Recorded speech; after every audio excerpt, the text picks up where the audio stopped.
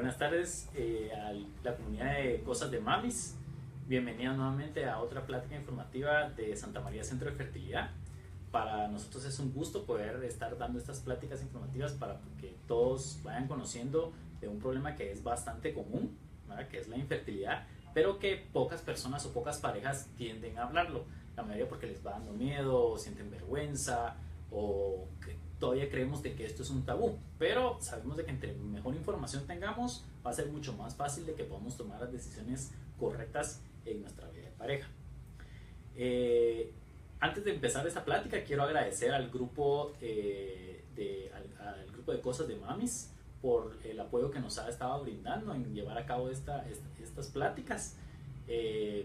Gracias a este grupo, en la plática pasada tuvimos algunas parejas que se enteraron a través de este medio y asistieron a la charla de parejas que dimos en el Hotel Barceló. Esta vez vamos a estar en Xela, vamos a estar en Quetzaltenango durante el mes de agosto, ¿verdad? Y quisiéramos también que las parejas que están por allá o que nos ven desde Xela nos puedan acompañar. Para tener más información de esta plática pueden comunicarse a los teléfonos de la clínica, que es el 2385-7578, o visitar nuestra página web, que es www.santamariacentrodefertilidad.com. También lo pueden hacer a través de Facebook, ¿okay? O a través de nuestras redes sociales, que estamos también en Instagram. El día de hoy vamos a hablar de parte de los tratamientos de fertilidad que podemos realizar. En términos generales, nosotros dividimos los tratamientos de fertilidad en dos grandes grupos: la baja complejidad y la alta complejidad, ¿okay? Todo esto principalmente va a depender de dónde se realiza la fertilización del óvulo. Si se realiza en el laboratorio, son las técnicas de alta complejidad, o si se realiza dentro del cuerpo de la mujer, o sea, en las trompas de falopio, a esto nosotros le llamamos tratamientos de baja complejidad. Los tratamientos de baja complejidad generalmente son tres. El coito programado, ¿verdad? Que vamos a ser el primero que vamos a hablar. Las inseminaciones artificiales, intrauterinas principalmente, y la cirugía de fertilidad. Entonces nos vamos a enfocar en esos tres métodos, ¿verdad? Tratando de hablar cómo se realizan, cuáles son las indicaciones, qué ventaja nos pueden dar, para qué personas vamos a estarlo ofreciendo, y si tienen o no tienen complicaciones y cuándo debemos de parar o de continuar este tipo de tratamientos. Entonces vamos a comenzar hablando de lo que es el coito programado. El coito programado básicamente lo vamos a indicar en aquellas pacientes que tienen una edad joven, ¿okay? Y joven me estoy refiriendo a mujeres que tienen de 35 años o menos, ¿okay? ¿Por qué tenemos que definir una edad? El asunto es de que a mayor edad la probabilidad de lograr los embarazos de forma espontánea se va reduciendo. Entonces no es lo mismo una mujer que tiene 25 o 26 años cuya probabilidad de lograr un embarazo en un solo mes va alrededor del 20 al 25%, que una mujer que tiene 37, 38 años cuya probabilidad de lograr un embarazo en un mes va más o menos alrededor del 10%, ¿verdad? Conforme la edad avanza, esta probabilidad disminuye. Y también el número de pérdidas va aumentando, o sea, la probabilidad de tener un aborto espontáneo, conforme la edad avanza, también va a ir multiplicándose, o sea, va a hacerse mayor. De tal manera que cuando nosotros evaluamos a las pacientes, tomamos siempre en cuenta la edad. Entonces, en el coito programado, generalmente es el primer tratamiento de fertilidad que se llevó a cabo, ¿okay? Estos fueron los primeros que se llevaron a cabo. Y lo que se hace y lo que se busca es básicamente ayudar a la mujer a que ovule. Entonces, el coito programado está indicado en pacientes, principalmente en pacientes que no pueden ovular espontáneamente. El ejemplo más común es la paciente que tiene síndrome de ovario poliquístico. No es el único, pero digamos es uno de los casos más frecuentes. En este caso, las pacientes tienden a no ovular, ¿okay? O sea, vemos pacientes de que tienen ciclos menstruales muy irregulares, o sea, que no está bajando con una periodicidad de cada 25 o 32 días, sino que tienden a ser mucho más prolongados. A veces tardan 45 días en que baje una menstruación, o 2 meses, 3 meses, y a veces tenemos pacientes que hasta cada 6 meses están presentando una menstruación. Entonces, cuando la mujer tiene un ciclo menstrual regular, que lo vemos mes con mes, o como les dije, en el rango entre los 25 y los 32 días, es altamente probable que esa mujer esté esté ovulando todos los meses, con un 90% de seguridad que todos los meses va a ovular. Pero cuando no ocurre eso, sospechamos de que la paciente no está ovulando adecuadamente. Por lo tanto, necesitamos ayudarla. Entonces, en estos casos, lo que nosotros vamos a realizar es, después de la evaluación, en el cual generalmente nosotros vamos a pedir una serie de exámenes de sangre donde pedimos hormonas, nos aseguramos de que el semen del esposo esté completamente normal, ¿ok? Vamos a comenzar una estimulación que generalmente puede ir desde el tercer día hasta el quinto día. Eso va a depender de la preferencia del médico que las esté manejando, pero en cualquiera de esos días se puede iniciar. Hay esquemas diferentes de estimulación. Hay unos que se pueden estimular un poquito más adelante, pero en términos generales ese es el esquema más utilizado. La mayor parte de veces el coito programado lo hacemos estimulando a la paciente a través de medicamentos tomados, o sea, la mayor parte de veces son medicamentos que lo que hacen es ayudar a que el ovario produzca, si no uno, tal vez dos, un máximo hasta de 3 folículos, ¿verdad?, para poder tener una mayor oportunidad a la hora de buscar el embarazo. El coito programado, hay diferentes formas de hacerlo. Lo que nosotros normalmente realizamos es que le damos este tipo de medicamentos a la paciente y en un día específico de su ciclo menstrual le pedimos que venga, hacemos un ultrasonido endovaginal, ¿ok? Y a través de ese ultrasonido podemos detectar cuántos folículos tiene, ¿ok? El folículo básicamente es un saco que está en el ovario, que contiene líquido, y en su interior está el óvulo. Entonces vemos cuántos folículos tiene, qué tamaño tiene, y a partir de ahí nosotros le podemos decir a la paciente qué días son los que muy probablemente va a ovular. Por lo tanto, le establecemos un rango de días que puede variar entre 3 y 5 días en los cuales debe de tener relaciones sexuales, ¿verdad?, para encontrar, digamos, el periodo de máxima fertilidad durante ese tiempo.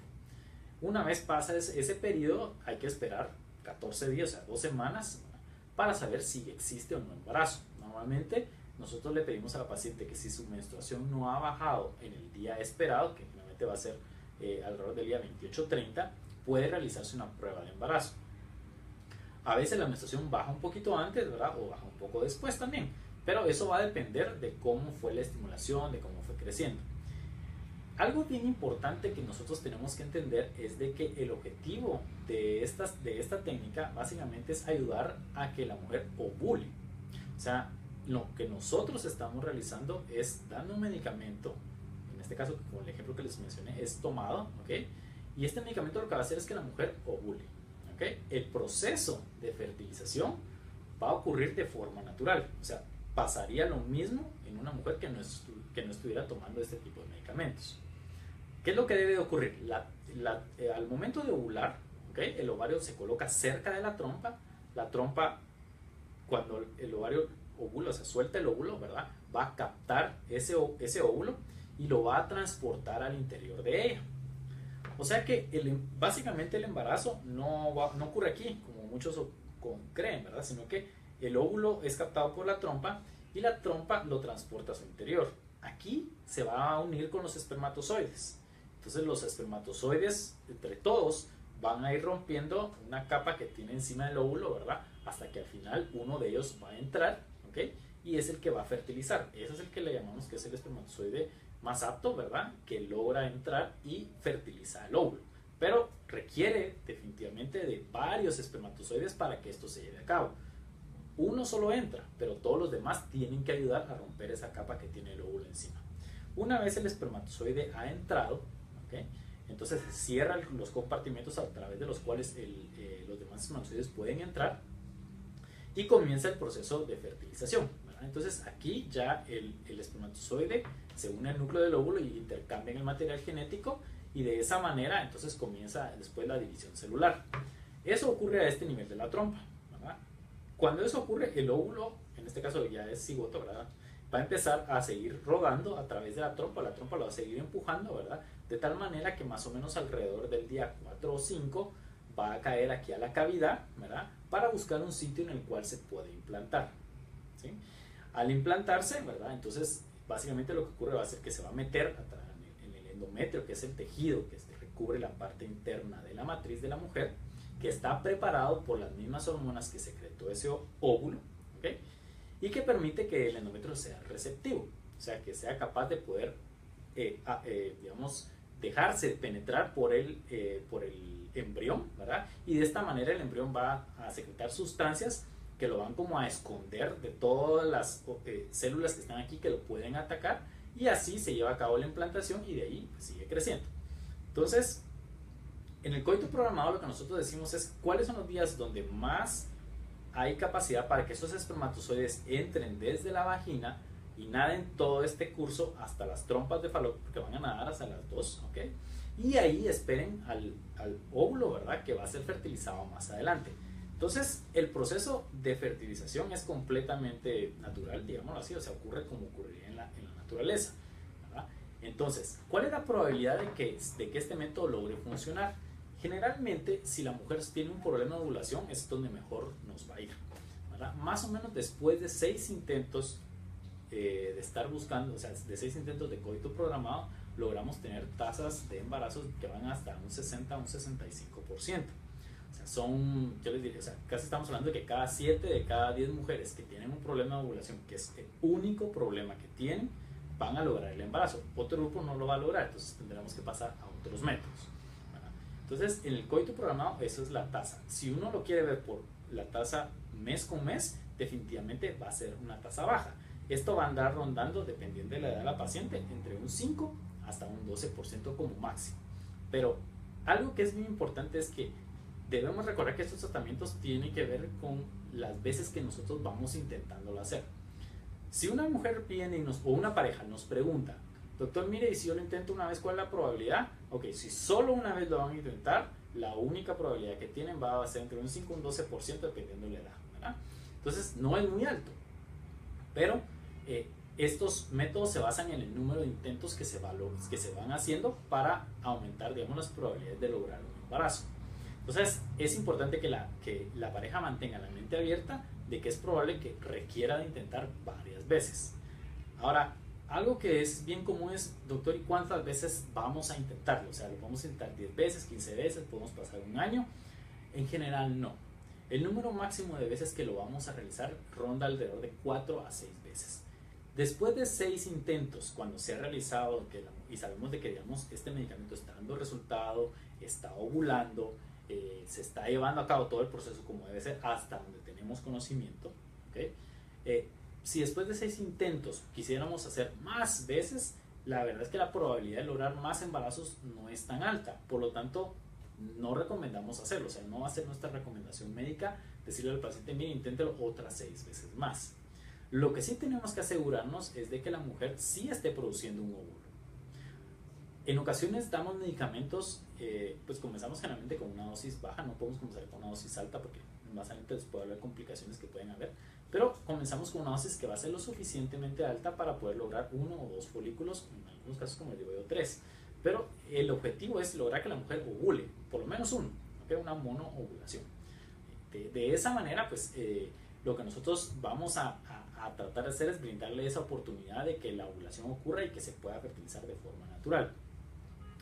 ¿Qué complicaciones podemos tener en estos casos? Gracias a Dios, las complicaciones de las que les voy a hablar son ya bastante raras, ¿okay? Porque la mayoría de los médicos pues, saben cómo utilizar ese tipo de medicamentos. Lo que más se teme tal vez va a ser cuando la mujer no lo toma adecuadamente o toma dosis demasiado altas para su caso, ¿verdad? Y tenemos casos en los cuales en lugar de producir 1 o 3 folículos nos está produciendo muchos más, ¿ok? Es raro verlo con medicamentos que son exclusivamente tomados. La mayor parte de veces no tenemos más de 3, pero en algunos casos se ha dado, ¿verdad? Entonces a esto le llamamos síndrome de hiperestimulación ovárica, ¿ok? Hay diferentes grados, pero digamos en los casos donde los medicamentos son tomados no es tan alta la probabilidad de que esto se vaya a dar. Esto requiere, digamos, que el médico que lo está haciendo sepa cómo hacerlo, porque si da una dosis demasiado alta, esto se puede ir, digamos, puede tener muchos más, y todos esos folículos que crecieron, si llegaron a un tamaño adecuado, tienen el potencial de dar un óvulo maduro y que se pueda fertilizar. Y el objetivo, recordemos, es de que la pareja tenga un hijo sano y vivo en casa, ¿verdad? No nos interesa que tenga 5 hijos o 4 hijos, porque lo más probable es que todos ellos van a nacer prematuros, van a tener que estar en un intensivo, en una incubadora, y tienen una alta probabilidad de tener algún daño, ¿verdad? O sea, de morir o de quedar con algún trastorno, alguna cosa así. Pero el objetivo es básicamente ese. Ahora, el siguiente paso, el siguiente peldaño lo ocupa las inseminaciones artificiales. En la inseminación artificial, lo que vamos a realizar es que preparamos el semen del hombre, ¿ok? Y lo pasamos a través de un proceso físico-químico, ¿verdad? En el cual nosotros separamos a espermatozoides que se mueven menos de aquellos que se pueden mover un poco más, ¿ok? Y los concentramos en un volumen muy pequeño, y eso lo vamos a pasar a la parte de adentro del útero, ¿ok? Entonces, en una inseminación artificial, lo que nosotros realizamos es un paso de espermatozoides preparados con capacidad ya de poder fertilizar al óvulo a través del cuello del útero, y lo depositamos en la matriz, ¿verdad? Una vez depositados aquí, ellos van a nadar hacia las trompas de falopio y esperar nuevamente a que la mujer ovule, que la trompa capte el óvulo, ¿ok? Y lo pueda pasar a su interior. Entonces, al igual que en el anterior, uno de los requisitos más importantes es de que las trompas de falopio al menos estén permeables, ¿ok? Que la trompa esté permeable significa que hay paso de líquido a través de ella. La trompa no puede ser evaluada microscópicamente en su lugar, ¿ok? Por lo tanto, no podemos saber si contiene las células que son las que se encargan de empujar al óvulo hacia el interior. O sea, el examen que nosotros utilizamos, que se llama histerosalpingograma, para poder evaluar las trompas, no es perfecto, ¿ok? Entonces tiene sus limitaciones, pero sabemos de que es altamente probable que las trompas funcionen cuando las trompas están permeables. Entonces, ¿en qué casos vamos a pedirle a la pareja que haga una inseminación artificial? Generalmente, esto es cuando ya tiene algún factor combinado. O sea, es probable que la mujer tenga problemas ovulatorios, o no los tenga, pero sabemos que en el factor masculino, o sea, el hombre, tiene algún problema con sus espermatozoides, en el cual no es tan severo, ¿ok? Va generalmente de leve a moderado, y que sabemos de que a lo mejor, si en una relación sexual se pierden alrededor del 80 o 90% de los espermatozoides que pueden entrar, se pierden aquí en esta área de acá, si logramos pasar una mayor cantidad, eso va a elevar las probabilidades de lograr un embarazo. Ahora, esa no es la única indicación, básicamente existen varias, pero también vemos pacientes que a veces han tenido cirugías a nivel del cuello de la matriz, por ejemplo, que les han hecho un cono por una lesión precancerosa o algo, y esto puede en algunos casos destruir las glándulas que producen el moco cervical. El moco es bien importante porque si el moco no es adecuado, los espermatozoides no pueden entrar a través del cuello hacia el útero. Entonces, cuando hay daño de aquí porque tuvieron crioterapias mal realizadas, o que tienen múltiples, porque a veces vemos pacientes que tienen muchas crioterapias realizadas, o que se hizo un cono para poder preservar el útero y no tener que retirarlo, entonces en esos casos nosotros sugerimos de que la inseminación puede ser una mejor opción, porque sabemos de que puede que tenga algún daño en esta parte de acá y que los espermatozoides no vayan a poder entrar. Por lo tanto, nosotros adelantamos los espermatozoides hacia la cavidad para que esto ocurra. Cuando hay combinación de factores, eso significa que, por ejemplo, tenemos una paciente que no ovula y el semen del esposo está ligeramente alterado, combinamos esta técnica. Entonces, estimulamos a la mujer para que nos dé 1 o 2 folículos, o más, o hasta 3, ¿verdad? Y realizamos la inseminación artificial. Eso eleva las probabilidades de lograr un embarazo. ¿Por qué? Porque tenemos más de un óvulo con potencial de poderse fertilizar, y además una mayor cantidad de espermatozoides disponibles. Otras indicaciones pueden ser problemas en los cuales definitivamente no hay espermatozoides, y entonces en este caso hablamos de una inseminación artificial con semen de donante, ¿verdad? Algunas madres que desean no tener una pareja masculina también optan por este método, ¿verdad? Como una forma de llevar a cabo, digamos así, su deseo de ser madres. Entonces también puede ser una opción. También tenemos casos en los cuales, digamos, se ha tenido que resecar parte del cuello, o sea, no solo un cono, sino que se ha tenido que resecar parte del cuello, y que sabemos de que esto pues puede haber lastimado esta sección de aquí, y logramos también hacerlo, pues pasar espermatozoides a través de los catéteres hacia la parte interna. Entonces, en general, digamos, estas son algunas de las indicaciones que nosotros podemos realizar. También lo utilizamos, por ejemplo, en algunas parejas que, digamos, no viven cerca y tenemos que coordinar el momento de que se tenga que realizar la fertilización. O sea, que a veces nos dicen, mire doctor, fíjese que yo trabajo lejos, llego cada 2-3 meses o me estoy solo un mes y quiero maximizar ese tiempo y ya hemos intentado en otras veces, necesitamos que todo esto, o sea, aumentar las probabilidades de lograr el embarazo con un solo intento. Bueno, entonces aquí podemos aumentar las probabilidades sin intervenir necesariamente en mucho. Entonces logramos coordinar, básicamente controlamos el ciclo de la mujer y hacemos de que coincidan las fechas en que viene la pareja, o sea, el esposo, ¿verdad?, con el periodo fértil de la mujer. Entonces, en lugar de brindarle solo una relación sexual, o sea, un coito programado, maximizamos su potencial reproductivo a través de una inseminación artificial. ¿Qué problemas podemos tener qué probabilidades tenemos de lograr un embarazo a través de la inseminación artificial? Esta es ligeramente más alta, puede ir desde un 10 hasta un 25% de probabilidades de lograr un embarazo por cada intento. Esto significa que al final de 4 intentos la probabilidad de que una pareja haya logrado el embarazo va a andar rondando entre un 60 a un 65% después de 4 intentos. De aquí que el número máximo que nosotros le recomendamos a las pacientes que vayan a intentarlo va a ser 4 veces. ¿Okay? A veces tenemos pacientes en las cuales solo existe una sola trompa, ¿verdad?, porque tuvo una cirugía y hubo necesidad de quitar una trompa o tuvo un embarazo ectópico y tienen este problema, o por alguna razón una de las trompas está obstruida y nos preguntan si este procedimiento se puede realizar con una sola trompa. Sí se puede realizar. Ahora, las probabilidades de lograr un embarazo no son exactamente las mismas porque solo tenemos una trompa. Entonces, en este caso, la trompa tiene que ser suficientemente larga para poder llegar y captar el óvulo tanto del ovario donde no hay trompa. O sea, por ejemplo, que tenemos solo la trompa del lado derecho, entonces tiene que lograr llegar hacia el ovario izquierdo y al ovario derecho al momento de que vaya a ovular. Entonces, las probabilidades, aunque no son del 65%, si solo ese es el único problema, puede llegar a tener hasta un 40% de probabilidades de lograr el embarazo cuando se tiene una sola trompa. Evidentemente que la causa también por la cual se está buscando, se está realizando la inseminación artificial, también influye en la probabilidad de lograr un embarazo. Si la calidad del semen, o sea, principalmente la movilidad de los espermatozoides es demasiado baja, la probabilidad de lograr un embarazo va a ser menor. Por lo tanto, no va a ser una técnica a la cual nosotros les recomendaremos que inicien, ¿verdad?, sino que les decimos, bueno, mire, la movilidad de sus espermatozoides es demasiado baja y por tal razón nosotros recomendamos que sea una técnica de alta complejidad, ¿verdad? Y esto sería como una segunda opción. ¿Okay? Entonces, eso digamos, también se puede dar, ¿verdad?, en casos donde no son lo ideal poder realizar una inseminación, pero que sabemos de que también por términos económicos o por ideologías, ¿okay?, no van a aceptar una técnica de alta complejidad. ¿Okay? ¿Qué complicaciones vamos a tener al realizar este tipo de procedimientos? En general, nuevamente son bastante raras, ¿verdad?, son muy pocas y la mayor parte de veces cuando se realizan bien, casi nunca tenemos complicaciones. Pero en estos casos, las inseminaciones, o sea, la ovulación, se da un poquito más fuerte y generalmente va combinada o puede ser exclusivamente a través de medicamentos inyectados.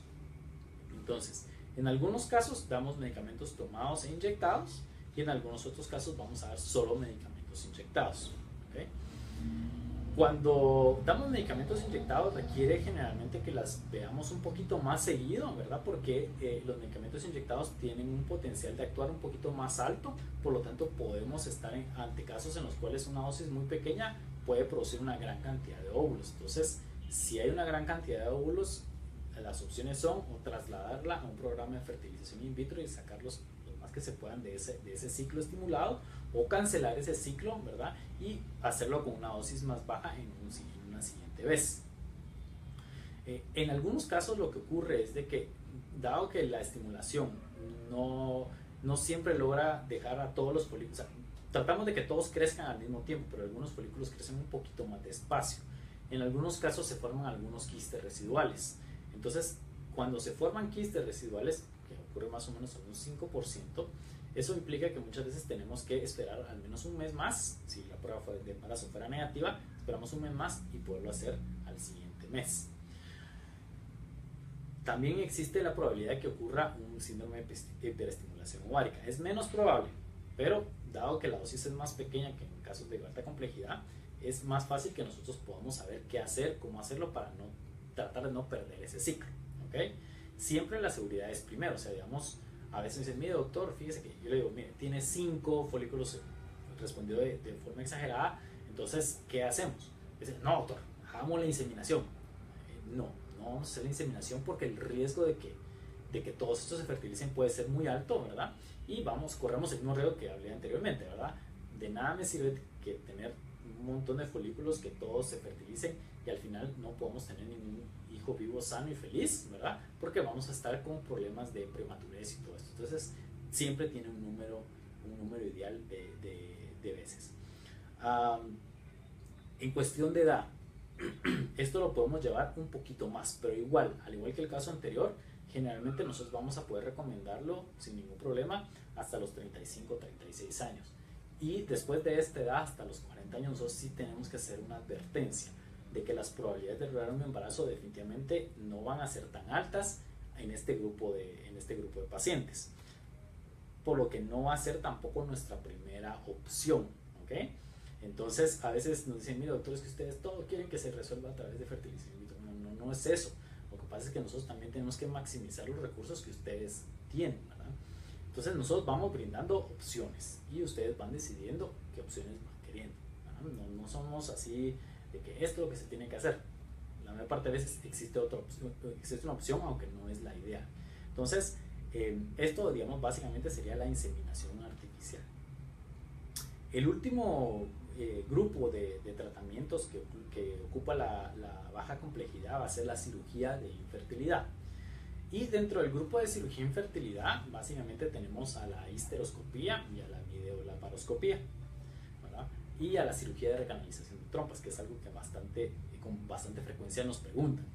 Entonces, tenemos casos en los cuales existen problemas en la parte interna del útero, ¿okay? O sea, digamos aquí en la cavidad uterina, en los cuales, por ejemplo, la mujer nace de forma normal y ya cuando está buscando el embarazo nos damos cuenta de que tiene un crecimiento irregular aquí en la parte de en medio, y eso le podemos llamar un tabique, ¿verdad?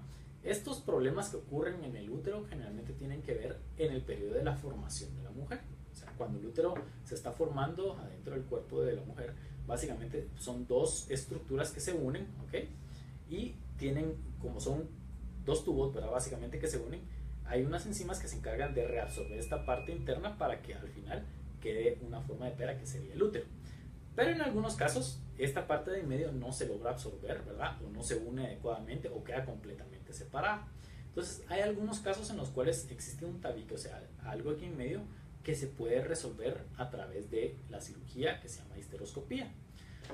El problema de estos tabiques es de que generalmente o no permiten que la mujer se embarace o provoca abortos tempranos, ¿verdad? ¿Por qué? Porque no permite que se expanda la cavidad completamente.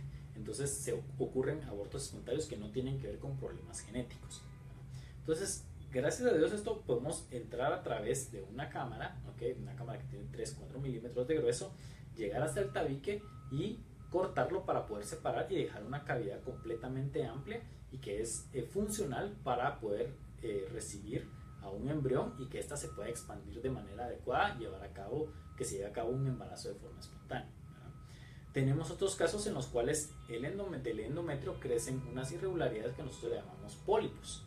Entonces los pólipos básicamente lo que hacen es que tienen un efecto de masa, o sea, ocupan un espacio y están en contacto con las dos superficies o con varias superficies de la parte interna de la matriz. Entonces esas superficies que están en contacto con el pólipo, debido a que el pólipo se mueve, ¿okay? Puede ir erosionando, o sea, puede ir lastimando esa sección y generar inflamación. Entonces esas áreas generalmente no son áreas aptas para que se pueda implantar un embrión. Entonces esos pólipos deben de ser removidos también. Cualquier cosa que ocupe la cavidad es potencialmente dañina para el embrión, por lo tanto debe ser removido. La histeroscopía también podemos entrar con esa cámara, ¿verdad? Resecar, o sea, quitar el pólipo, extraerlo, mandarlo a patología y ver que no sea ninguna cosa dañina, ¿verdad? Y con eso resolver el problema. También hay casos como que crece algo que nosotros llamamos mioma.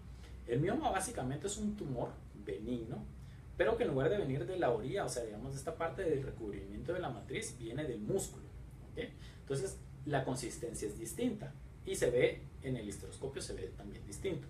En estos casos, dependiendo de cómo esté localizado, qué forma tiene, qué tipo de mioma es, entonces la histeroscopía puede ser una opción. Entre más, más se meta hacia la cavidad, la histeroscopía puede ser una opción para poder ir a resecarlo. Ahora bien, debido a que la consistencia del mioma es una consistencia cauchosa, o sea, dura, ¿okay? No siempre va a ser tan fácil poderlo quitar con una tijera y poderlo extraer, porque a diferencia del pólipo, que es blando, ¿verdad? Y se puede digamos, moldear a través del cuello para poderlo sacar, el mioma no puede hacer eso. Entonces esto requiere de tratamientos que son un poquito más avanzados, siempre es una histeroscopía, pero que necesitamos quitarlos a través de métodos en los cuales tenemos que cortar este mioma e ir cauterizando, o sea, digamos, requiere de energía eléctrica para poder ir cortando y cauterizando, cortando y cauterizando. Y lo que hacemos es como una especie como de no es raspado, sino que básicamente es como un rebanado, ir rebanando este mioma hasta llegar hasta la base, ¿verdad? Y dejar la cavidad completamente limpia de este mioma. A esto le llamamos resectoscopía. Entonces, también se puede realizar, igual se es una técnica de histeroscopía, o sea, introducir una cámara, pero tal vez, digamos, el instrumental es un poquito distinto. Entonces, estos son, digamos, que las causas más frecuentes, aunque no son las únicas, para las cuales, digamos, la histeroscopía puede funcionar. Una vez removemos esto, la probabilidad de que se logre un embarazo es bastante alta, ¿verdad? Y es algo que no requerimos de cosas tan sofisticadas. En los casos de endometriosis, o que sospechamos endometriosis, el método diagnóstico generalmente es la videolaparoscopía.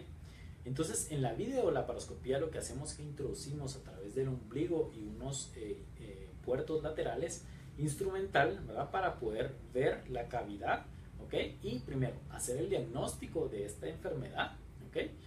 Y si la paciente tiene endometriosis, tratamos de resolver su problema a través de la cirugía, o sea, digamos, de fulgurar, o sea, destruir todos esos implantes que provocan inflamación y que no van a permitir que el óvulo, digamos, si cae a la cavidad, en una mujer normal cae a la cavidad, se queda en un líquido y la trompa lo llega, lo captura y lo puede llevar hacia su interior.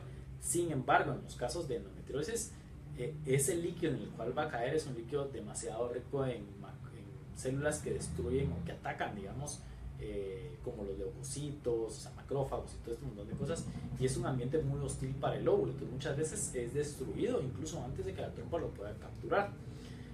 Entonces, lo que nosotros tratamos es de disminuir todos esos focos de endometriosis que provocan todo este daño y de reparar los posibles problemas que haya causado la endometriosis.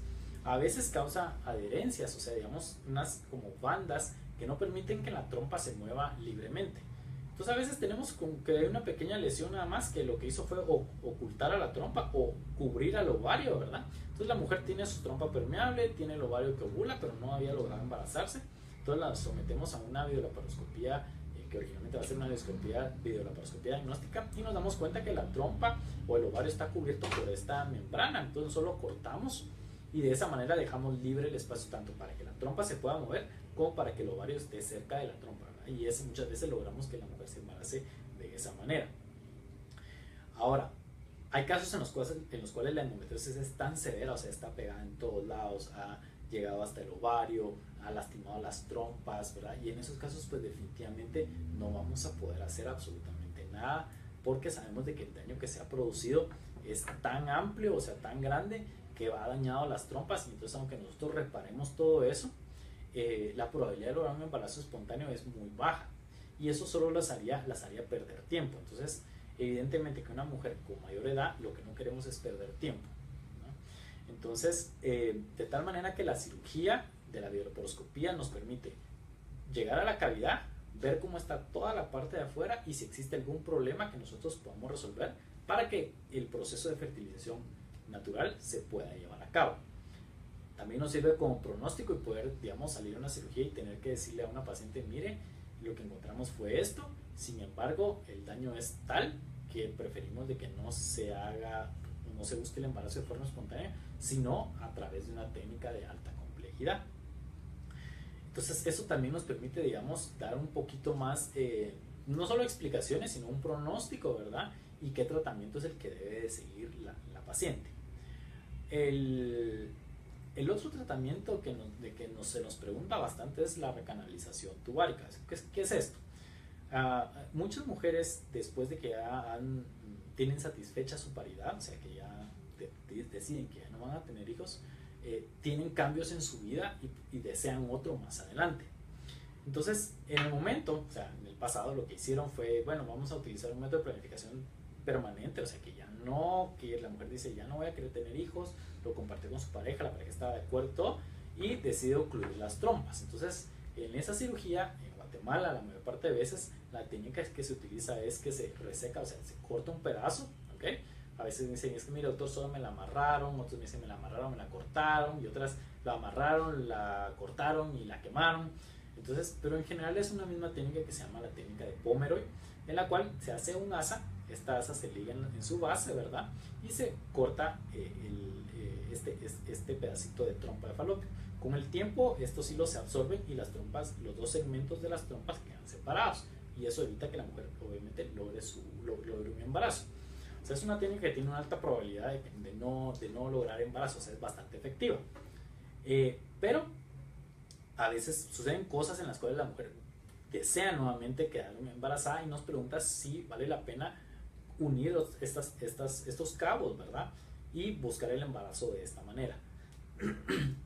Con el advenimiento de las técnicas de alta complejidad, o sea, digamos fertilización in vitro, las probabilidades de lograr un embarazo son mucho más altas que a través de la cirugía.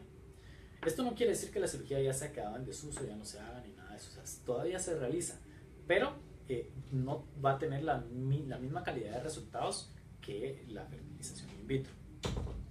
Entonces, ¿por qué? Porque hay demasiados factores que van a influir en el pronóstico de lograr o no el embarazo. Uno es la edad.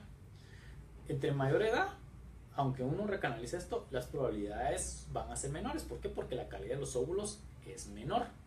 Por lo tanto, nosotros definitivamente a mujeres por arriba de los 36 años no les recomendamos y no realizamos cirugías de recanalización de trompas, porque solo las hacemos perder tiempo.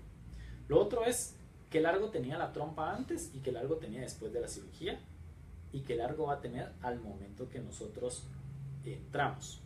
A veces sucede que vemos que la trompa tiene un segmento bien pequeño aquí y un segmento bien cortito acá. Entonces, es cierto, existen los dos pedazos, pero esto es como cuando le dice el plomero, ustedes le dicen al plomero, mire, necesito que el tubo principal que sale de la calle lo conecte a este tubito que viene aquí, que es un chorrito nada más, que sirve para llenar una cosita bien pequeña, pero no me pongan ningún reductor en el camino. O sea, es imposible que se pueda hacer. Esta parte de la trompa de aquí es bien delgada y esta parte de aquí es más ancha. Por eso se llama trompa, porque viene como que fuera una trompeta, ¿verdad? Delgadito al principio y ancho al final. Si un segmento ancho se trata de unir con un segmento corto, es poco probable que case y por lo tanto van a haber fugas. Los segmentos de la trompa también, desde el punto de vista histológico, o sea, desde el punto de vista del microscopio, cuando lo vemos interior, son diferentes. Entonces, cada uno lleva cada una función distinta. Entonces, tenemos que estar conscientes de que no en todos los casos lo podemos realizar. Lo otro es, una vez nosotros la unimos, supongamos, en el caso que se pueden unir, ¿verdad? Esto no garantiza que la trompa vaya a quedar permeable. Algunas de esas se pueden cerrar otra vez. Tampoco podemos evaluar si la trompa contiene nuevamente las células que les había mencionado al principio, que son las encargadas de transportar al óvulo a su interior. Entonces, podemos dejar la trompa permeable, pero no sabemos si esa trompa va a ser capaz de funcionar para poder trasladar al óvulo hacia el interior. Y algo que también tenemos que tomar en cuenta es que la probabilidad de que el embarazo ocurra a nivel de la trompa es mayor. A esto le llamamos embarazo ectópico. En términos generales, los embarazos ectópicos no van a darnos un embarazo, o sea, no se puede, como quien dice, agarrar el embarazo que está aquí y luego ir a pegarlo aquí adentro. Si ocurre un embarazo ectópico, muchas veces esta trompa se tiene que retirar, o sea, se tiene que quitar. ¿Por qué? Porque esto es un peligro, ¿verdad? La trompa se rompe, comienza a sangrar y esto es una urgencia quirúrgica, o sea, una urgencia médica en la cual hay que someter la sala de operaciones y todo esto. O sea, hay pacientes que se mueren por un embarazo ectópico que no es diagnosticado a tiempo. Entonces, esta cirugía aumenta esa probabilidad. Por lo tanto, la mujer debe estar consciente que si existe un retraso menstrual, debe saber si el retraso que tiene es por un embarazo y realizar un ultrasonido temprano para saber que el embarazo ocurrió aquí adentro y no en su trompa. De tal manera de que hay muchos factores que no vamos a poder saber, o sea, que del pronóstico del embarazo que no vamos a poder saber hasta que hayamos abierto a la paciente. En algunos casos las trompas, porque es otra técnica también, el segmento distal, o sea, la parte final, se retira, ¿verdad? Esto se le llama fimbriectomía. Si la paciente ha sufrido una fimbriectomía, ¿okay? O sea, se le ha quitado la trompa, no hay probabilidad de que nosotros podamos realizar una cirugía de recanalización, ¿okay? O sea, simplemente se quitó y aquí sí no hay para dónde. Hay países en los cuales este es el método que se utiliza. Por lo tanto, nuestra recomendación siempre es de que la paciente que va a decir primero que se va a ocluir las trompas lo haya pensado bastante bien, ¿ok? Porque la vida da vueltas. Entonces, no, a veces se pueden arrepentir y esto pues dificulta un poquito el camino para buscar un nuevo embarazo. Y lo otro es que también tienen que saber que no siempre vamos a poder lograr un embarazo a través de esta técnica. Muy bien, entonces estas son básicamente las técnicas de baja complejidad de las que les quería hablar. Y vamos a ver si tenemos algunas preguntas ahí a través del área de comentarios.